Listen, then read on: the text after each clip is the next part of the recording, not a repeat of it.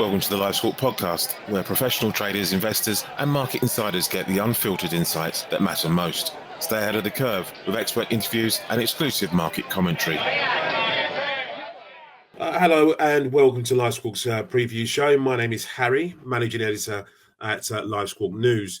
For anyone new to who we are, we're an audio news service, financial market news service. We aggregate headlines and social media posts and alert you over our web browser player to anything that's important and potentially market moving. We cover geopolitics and financial market data points from the G7 and the wider G20 where it matters. And we're bringing you our, what I call them podcasts, just little briefings, really, preview shows ahead of key data points. For today, Wednesday, we're looking at the inflation report, the US January CPI report that's due out today at 8:30 Eastern Time, 13:30 GMT. And I'll be joined by a couple of guests to come at it from different angles. We have one of our guys who's a portfolio manager and works at our asset management, Sam Cutler. So we'll be joined by him, and I'll give you his full title in a minute. And by prominent crypto trader, Trader Boy Carty. So what we will do now is, before we start that, go try us out at www.livesquawk.com. See if it's something that may help your trading day. Excuse my voice. I've had a cold of late or something, man flu. Call it man flu of late. So please excuse the voice. Also, I have to give you a quick disclaimer before we go any further. The content provided on this channel is for informational and educational purposes only. I'm not a licensed financial advisor. None of the information shared should be considered as financial, investment, or trading advice. Please conduct your own research, consider your financial objectives, and consult a qualified financial professional before making any investment decisions. Investing and trading in financial markets carries risks, and past performance is not indicative of any future results.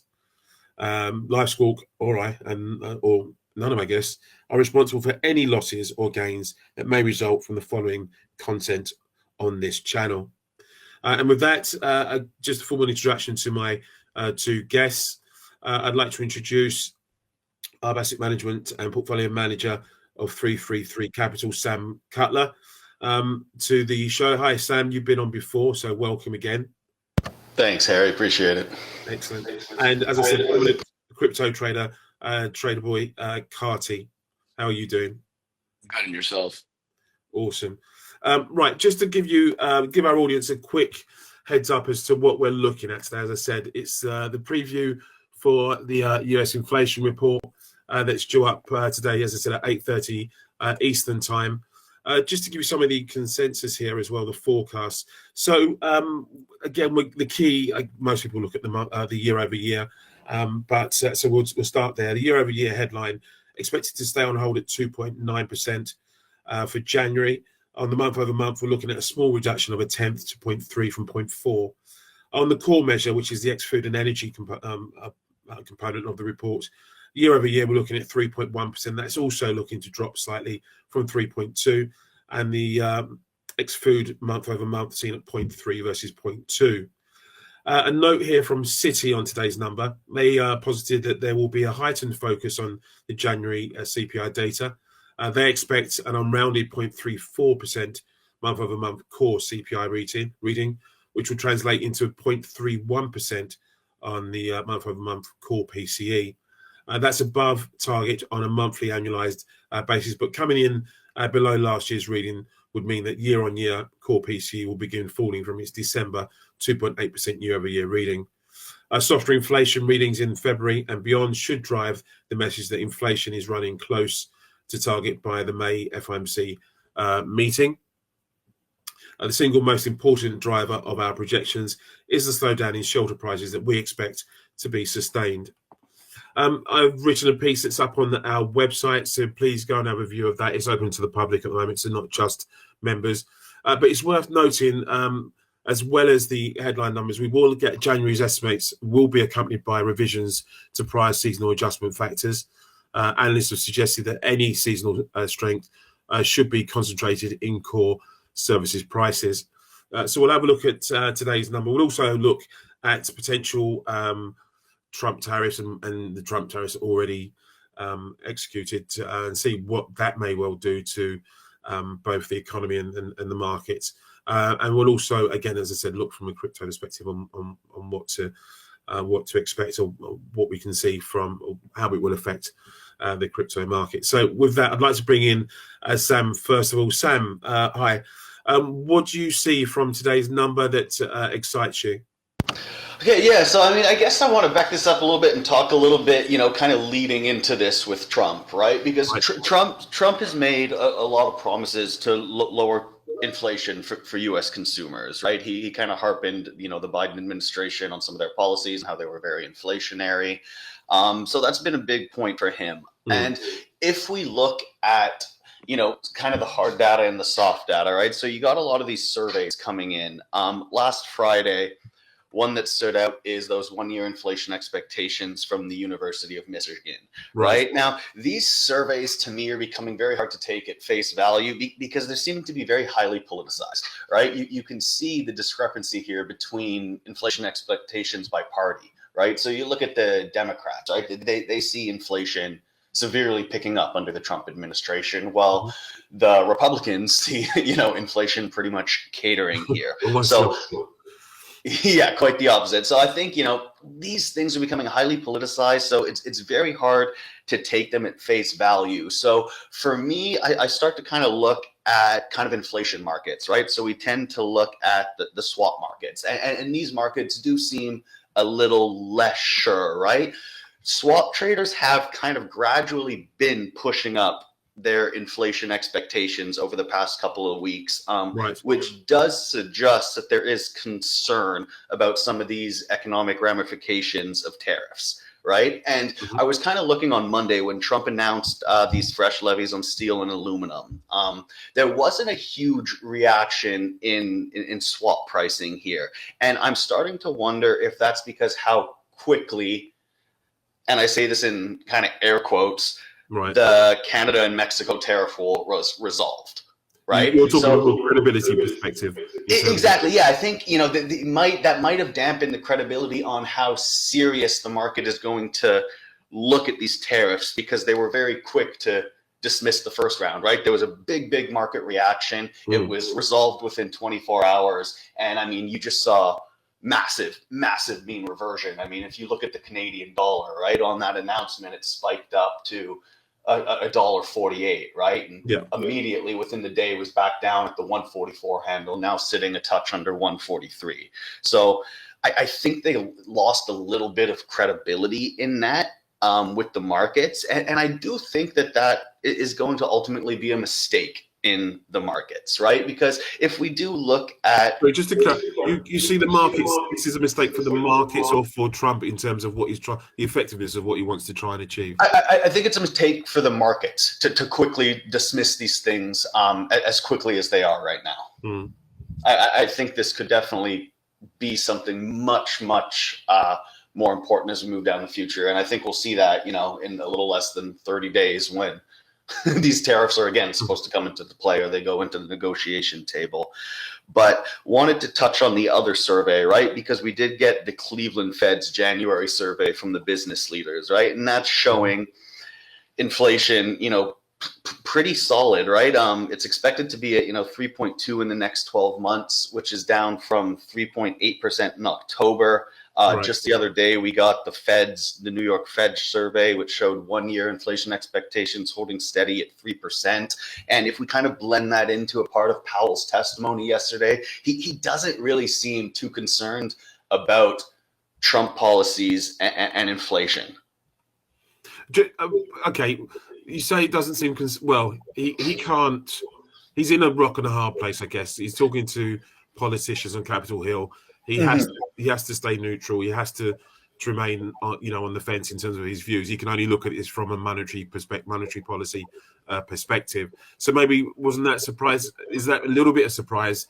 He didn't. Well, not a surprise. He didn't take the bait in terms of any sort of I think that was kind of widely expected for him to really try to avoid any type of tariff conversation in that testimony. I mean, a couple of them did push to try to get it, and he really did, the typical Powell lawyer maneuvers that we see in the press conference of kind of avoiding the question and kind of reframing it in a different manner.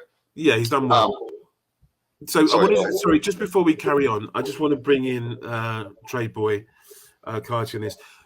As a crypto trader, how do you, first of all, how much do you pay attention to today's CPI report? And more importantly, we know the benefits of Trump, the new Trump administration, to crypto and what the crypto market thinks of Trump. He's pro-crypto. We know that. He's got Elon Musk on board and others.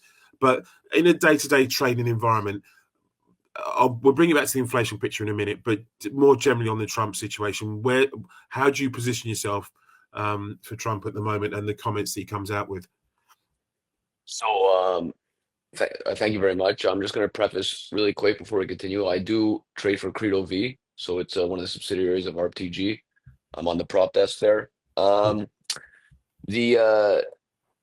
the current environment, at least I could say since COVID, at least I've been in crypto since 2016, but since COVID, the crypto landscape has been pretty much dictated by the moves of the S&P. CPI, FOMC, NFP. These were the three big ones that actually had edge in, say, 2020, 2021, where you could trade them. And I believe that coincided with FTX, how they were running a spread algo. But since then, it's become a crowded trade. And ever since Bitcoin became more of a, if you want to say, a mainstream traded asset, starting with the ETFs and also the CME and whatnot, and a bit more volume coming in on the institutional side. I consider it more so now just a leveraged version of the S&P. You could call it the BTC 500, just as a joke. Interesting.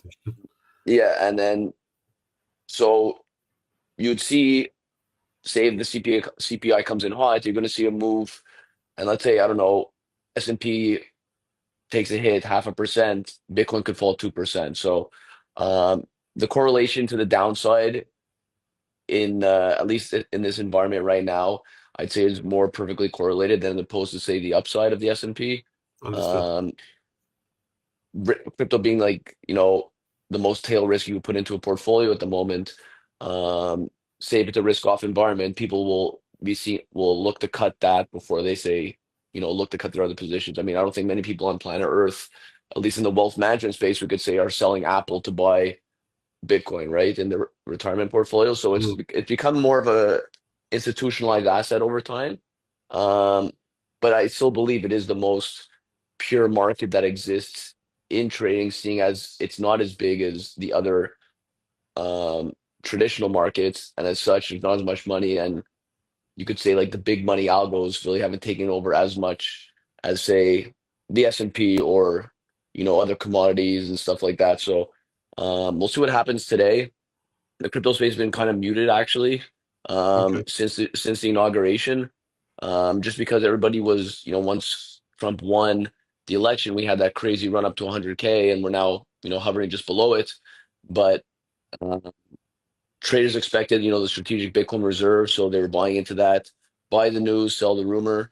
It still hasn't happened, the strategic Bitcoin reserve, whether it happens or not, and whether you're a proponent of it or not, that's up to you. But with that being said, crypto at the moment, as of now, is just it's going to see a bid when the world has a more risk-on environment, and I think that's completely correlated to the 10-year. So at the moment, at least. So we'll see what happens today with the CPI, but should it come in hot, you should see a pretty good dump on crypto and I guess the S&P, but they usually retrace unless it's like a crazy hot number. But if it's just within expectations or slightly over, you would see a dump, and then they usually retrace by the open, and Bitcoin would do that same thing.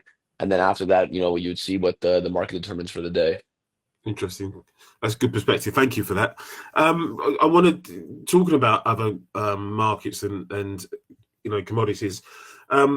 Sam, you've got a gold chart up here as well, and we've seen gold outperform. Would you say outperform of late? We're hitting record highs every other day, it would seem, at the moment, and it sort of maybe goes back to what Trade Boy Carty is saying about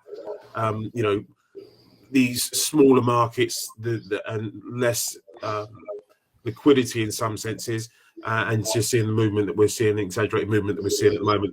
What's your take on the gold?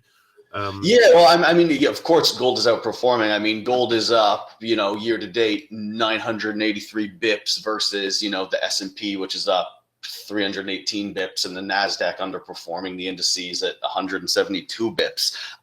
So a little bit of outperformance. Yeah, a ton of outperformance here. And I think, that kind of feeds into the market showing, very similar to how those inflation swaps are rising, that, gold being known as a very classic inflation hedge, that the market is a little concerned about a pickup in inflation, a reacceleration due to some of these Trump policies, right? And we're also seeing that if you go to the next chart on Treasury inflation protected securities, right? On these TIP ETFs, there's been a lot of inflows into them lately. And if you look at just the data series table here, that's just net inflows, right? So net inflows this year have started to turn positive, right? And if you look through the majority of the last couple quarters, they've been more or less negative. So you are seeing a lot of, participants in the market reach for a little bit of inflation protection in this. Yeah. And if you do, inflation is one of the most lagging economic indicators, right? We're always looking at things in the past. So if we try to build out a leading indicator on inflation, right, you could make a combination of metal prices, M1, and kind of the core service aspects of inflation, right? If you build out an indicator like that, you'll get a line chart that's been relatively, stalled.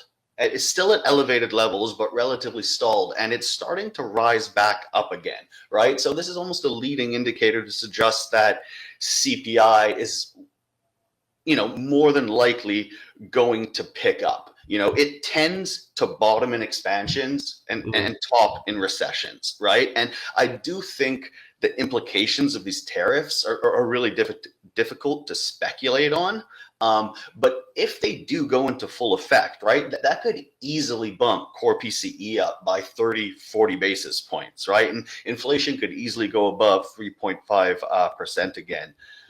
But I don't think that these would be necessarily permanent issues, right? And I think the Fed's reaction function would be more to look through these price level impacts and kind of holds rates steady, as opposed to looking to do any type of hikes, right? Because if you go back to also, I just want to counter that. Remember the last time they looked through transitory price rises and what it did to them? Do you think there's a PTSD element to that, and they may actually try to be a little bit more proactive than before because of how much of a mistake they made the last time they tried to see through? I could see that to a sense, but again, I think that would be a mistake because we're looking at some very different economic backdrops, right? The last bout of inflation was really driven by a ton of fiscal. Yep, understand. Right, and this Trump administration seems like they want to rein that in, right? They want to control the deficit a little more, and I think this round of inflation that would be driven, let's say, by tariffs is very reminiscent of 2017, 2018, right? Where if you look at the tariff rate on Chinese exports, they rose from, I believe it was a little under 5% to over 20%. In turn, the impact that had on US GDP, which was sitting a little above 4% at the time, brought GDP back to under 1%. So I think tariffs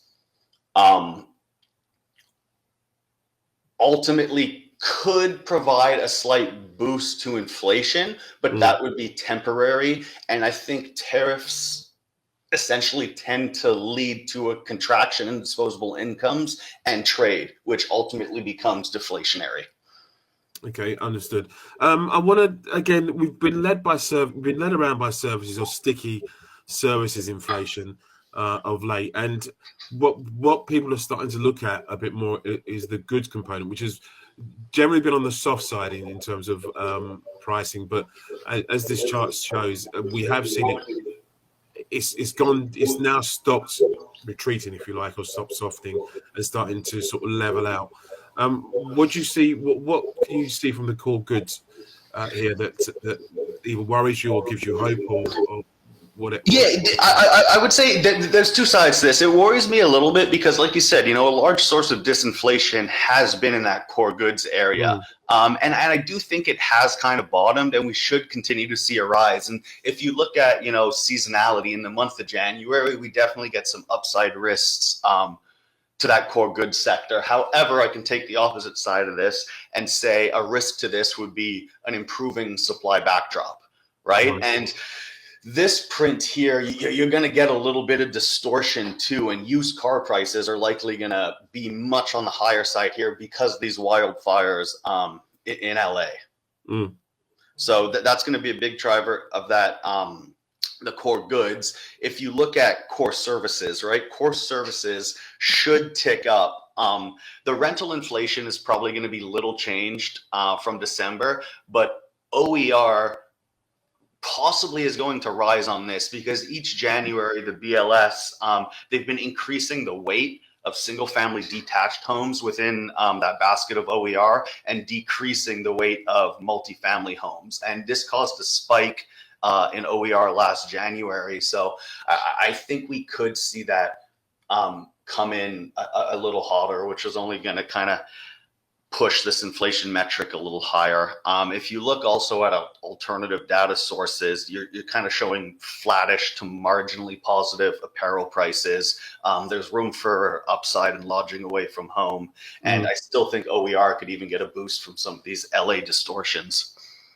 Oh, yeah, okay. So the wildfires could still complicate or just muddy the waters a touch on all this.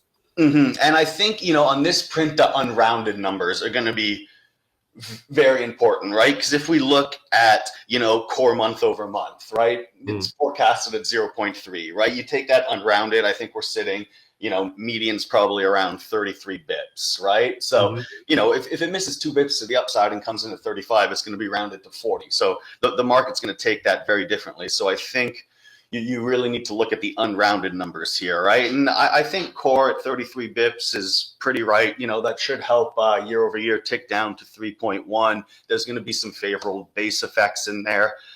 Headline, probably 27 bips unrounded, has the potential to bring headline down to 2.8, right? But like you mentioned at the start of the show, we do get annual revisions, right? And there's a possibility that shows inflation a little higher in the past, but in this year it's decelerated a little quicker. But I still think these revisions are going to be pretty modest, and I don't think there's going to be a huge impact on that. I think the big question that everyone's going to be asking is, what's the Trump administration, right? The fiscal, the trade, the immigration, what impact is that policy going to have on inflation, right? And personally, like I said, I think it's going to be mildly inflationary, but I think that comes with some consequences. And I really don't think we're going to have a clear read on this until the second half of this year. And a reason for that too is seasonal adjustments from January to March are just a living nightmare to deal with, right? And these kind of roughly account for 50% of the total CPI from now since COVID. It's all in seasonal adjustments. So there's a lot of mixed forecasts out there. And honestly, I don't think anyone, including myself, really has a clue. We're just kind of giving our best guess here. And I think you're going to see a much cleaner inflation picture from April onwards. Okay, and from the Fed's perspective, holding off from any moves in the near term will be justified by this factor that you're mentioning here, I guess. 100%.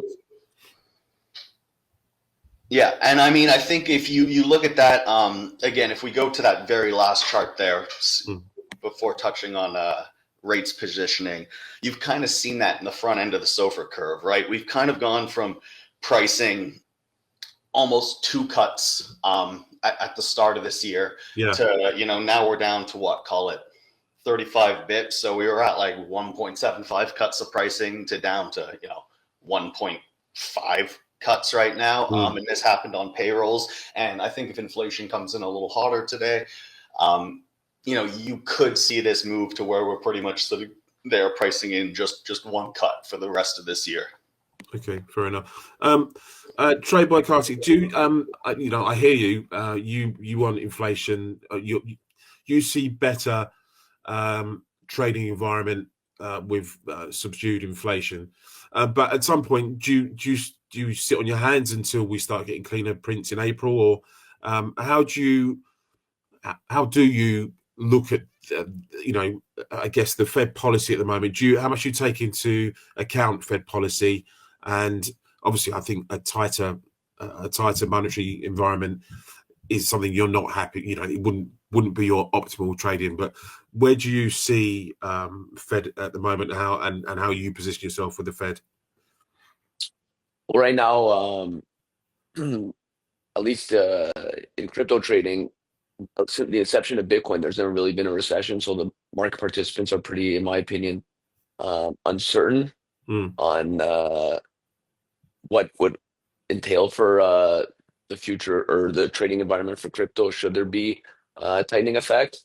But of course, you got to look at it. I mean, all traders are hoping for the Fed to inject liquidity into the market, at least on the crypto side. And crypto, if you look at it right now, or at least since I got into it, at least almost 9 years ago, you always have like the traditional skeptics say, "Oh, there's no intrinsic value, no intrinsic value." So if that's the case, then it's really narrative driven and fundamentally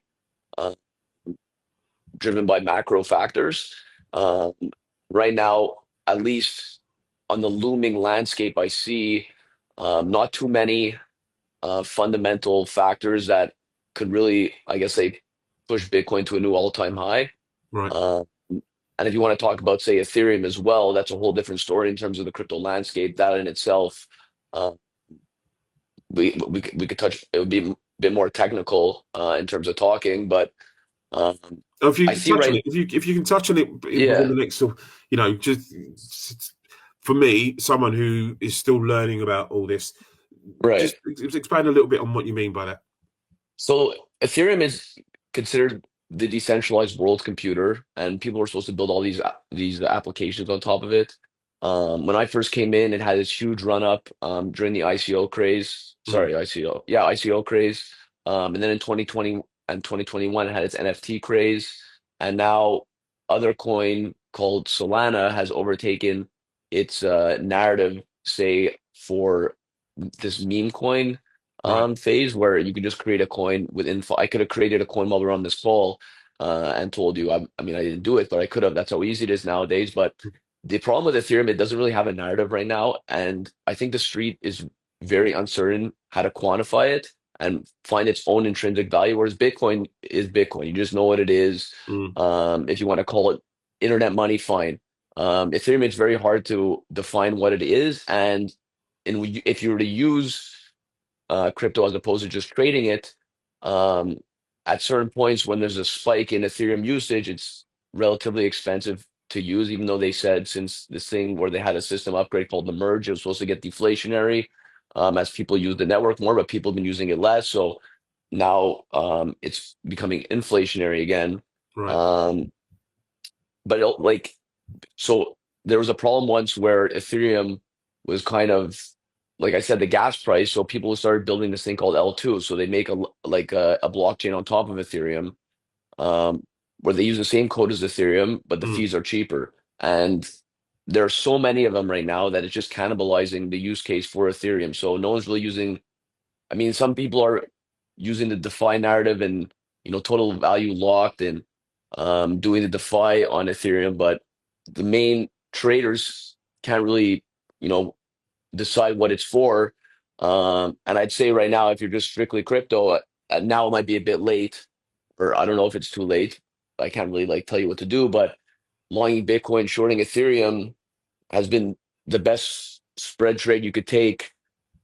I don't know, in the last year and a half, you never lost money. You were never in trouble. So Okay. with that being said, though, just back to your main point, I think going forward here, everybody who's been in the markets for a while is always probably, if they haven't been in crypto, they've seen, wow, crazy running crypto, crazy running crypto. And yeah, these things are going to happen, but it's only with a risk on environment. You're not going to have, um, like, as Sam was saying, the NASDAQ is underperforming on the year. So those are the riskier stocks and the tech stocks and stuff like that. So you're not going to have crypto outperform, say, to the downside. It's like the downside capture. It's like it's not something that you want to expect to outperform to the downside No, because understood. yeah, Different dynamics in and the it's. direction that it takes in terms of trying to trade it in But one I will phase say, to another. yeah, but I will say though that because crypto is still pretty nascent, there are market inefficiencies that could be extrapolated very easily compared to what you would see in the traditional markets. I'm not going to tell you all of them. I mean, maybe I'll say one because I don't really trade them, but like if you look at the crypto options market, Right. it's there is an efficiency there. But Because on it's the so other new. side, Because yeah, exactly. yeah, people are just engineering now, like Scholes model, whatever it may be at the moment. So it's Yeah. just yeah, I get it. And then also, like, and the last thing I'll say is that the problem with like, a lot of traditional guys will come into crypto and, they start looking at the way it works. If you just look at, I believe last week, there's a crazy wipeout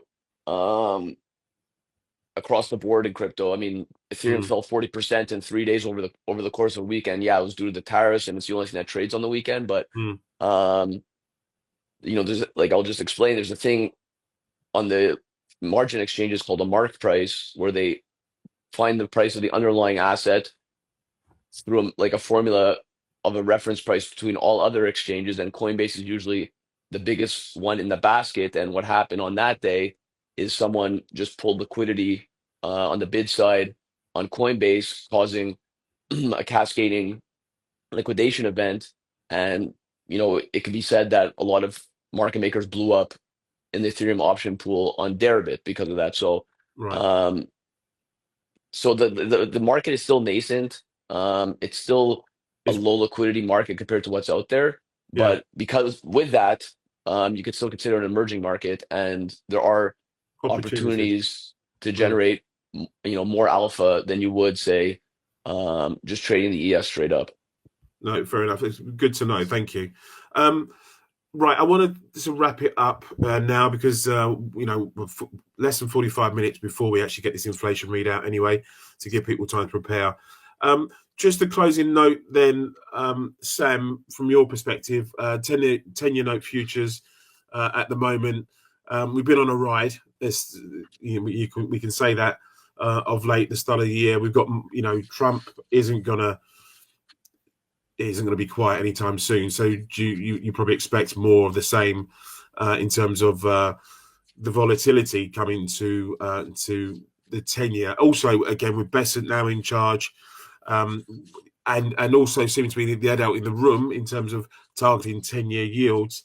You see a bit more activity in this sector of the curve. Yeah, I think, with the recent comments, there's going to be a lot of focus on that 10-year and obviously term premium.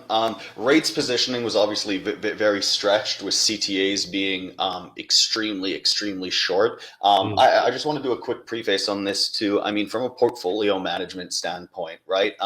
You're in a market right now where I think timeframes need to be a lot shorter because you are getting so much headline risk and volatility seemingly increasing, moves are larger, a little more liquid. You're facing a lot more, weekend gap risk on something. So I think you have to be hyper aware and really adjust your position sizing accordingly, on something that you might come in and risk 100 bips on, you may need to tone that down to, 35 bips of risk on something because of this volatility. So, we're kind of, from a portfolio standpoint, we're trying to shorten our horizons a little bit, and tone down position sizing just to avoid any being caught on the wrong side of something here. But with that being said, since mid-January, you have seen, the market kind of adding duration in the belly of the curve, right? And this is kind of as the curve has flattened out some, right? We had a nice steepening coming in, and, over the past couple of weeks, we've seen, some curve flattening here. So positioning tens for me is still, it's been a little crowded since those payroll revisions did drive some additions to the short side. If you look at kind of modeled CTA levels here, right? CTAs are going to be looking to add shorts below that, 1903 handle, and they're going to be looking to cut shorts, cover their shorts around that 1011 handle, right? So I'm really focused here on, just a little bit of tactical trading in this 10-year aspect based on these CTA levels, right? Like just kind of riding some of their flows, especially if we get a catalyst that drives it. Like if inflation does come higher, you could see, CTAs definitely re-engaging heavier on the short side below that 109 handle, right? So if you just look at this this chart here, I think it sets up some really easy tactical trades along some of these reflation ports. You kind of want to get short into that 109 handle versus, stopping out above that, 1013 handle and kind of just watching that 109.26 as some sort of form of resistance there to possibly add into shorts, and then kind of push it down a little harder as we cross those CTA sell triggers. Okay, interesting, good stuff. Right, I need to wrap it up here now, but listen, I'd like to thank you both for your input today. I just hearing from traders, hearing from the guys at the coalface is always preferable to try to hear from some. I love economists, but you know what I mean. People that actually are in it and trade it, it matters because you feel the pain, you feel the elation when you on both sides. So, thank you both for your input. I'll put up all the details so people know who you are afterwards. But thank you, Sam, of portfolio manager at 333 Capital and Arb Asset Management. Thank you to Trade Boy Carty. Do you want to mention who you trade through again? You said there was a particular group you're with? Yeah, I'm with Credo V. Credo V. It's the crypto desk for RFTG. Awesome. So, and we'll post your social media tags out there again. But thank you very much for joining. Listen, to everyone else listening, thank you very much. Just to quickly recap, then we have CPI data out in about 40 minutes from now, just under 40 minutes from now. We're looking at a headline inflation rate year over year at 2.9. That would leave it unchanged from last. On the month, we're looking at a 0.3 from 0.4% rise last month. On the core reading, the ex-food and energy, 3.1, the dip from 3.2 on the year over year. Month over month, we're looking at 0.3 versus 0.2. Keep an eye on the unrounded numbers. We will focus on them as well when we read the numbers out. For anyone who doesn't know or hasn't tried livesquawk.com, go to livesquawk.com, take out a trial. You may just be in time if you go through the process. It's not that long. It doesn't take long. And listening to today's inflation report, which is at the bottom of the hour, and hopefully on your trading day as these shows as well. Thanks, guys. I'm going to sign off now, and I'd love to have you two back on again. I think it's been really valuable. Thanks for tuning into the Live Squawk podcast. Your edge in the market starts here. Subscribe now.